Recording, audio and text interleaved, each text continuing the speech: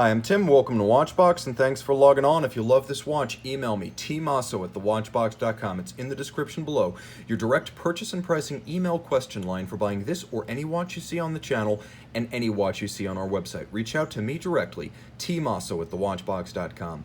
And today we're discussing one of the stars of Basel World 2007, 42 millimeters in white gold. This is the Glashutte Original PanoTourbillon XL, a timepiece 42 millimeters by 11.8 millimeters thick, by a compact 48.8 millimeters lug-to-lug with a 20 millimeter spacing between the lugs. This is a remarkably flat, flush, comfortable tourbillon regulator with a retrograding date, a power reserve indicator, and of course a flying tourbillon. It's a stylish watch that has a lovely two-tone aesthetic that is achieved without the use of colored golds, rather a handsome bifurcated dial. On my 16 centimeter circumference wrist, you can see that the short cropped and tightly down curved lugs allow this watch to wear well on a small wrist. A wrist as small as 13.5 centimeters circumference will wear this watch comfortably. Let's take a quick look at the hardware and the software. It's good stuff. Glashutte provides a substantial alligator leather strap, large rectangular scale on the top, monotone stitch, folded edge, semi-gloss. On the underside, you can see that this is a brand new Geo factory strap. Rolling over to the clasp, you can see that it's handsomely made, white gold to match the case. It is a double deployant with twin trigger release, so this is substantial protection against droppage while donning or removing at bedside, and it's the kind of accessory you expect to receive with an expensive complication. Now, the timepiece is svelte in profile with a polished case, and as you can see, there is a lovely break between the case band and the lug profile, and this is handsome execution as it's finally finished to create that sharp cleft between the two dissimilar shapes and surfaces.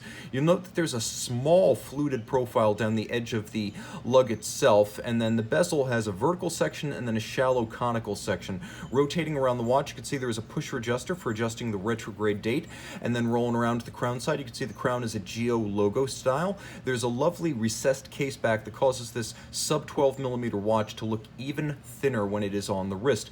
Now, on the dial side, of course, you might notice that there's a lot going on the lower dial. You've got the hours and the minutes.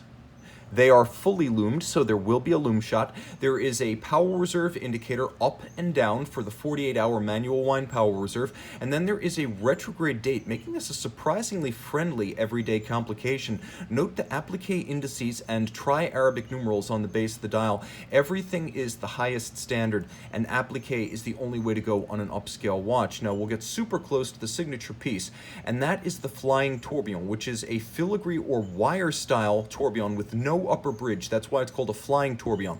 There is nothing to block your view of the tourbillon carriage. There is one blued extension of one tourbillon arm because this is a 1-minute tourbillon. It acts as the seconds display on the watch dial.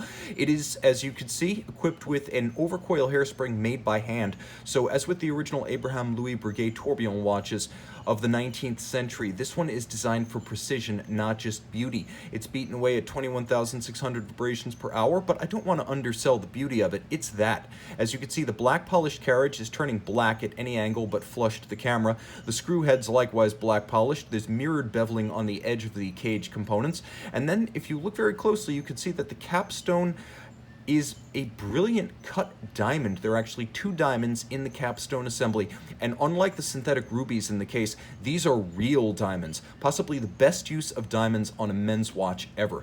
Caliber 4103 manual wind, 21.6 beat rate. As you can see, it has the 1-minute tourbillon, the 48-hour power reserve, and a case back that is simple but strong. Now, the timepiece, as you can see, features Glashutte stripes. It features both black polished and fired blued screws. The train wheels feature satination with beveled spokes.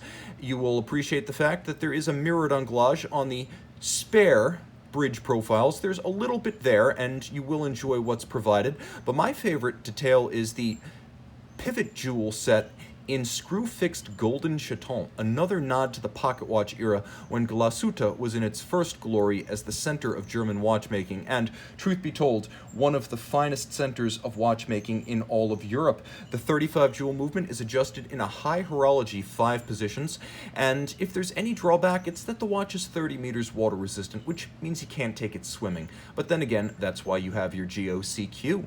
Email tmosso@thewatchbox.com to own one of the rarest, most wearable, and most beautiful tourbillon watches of all time.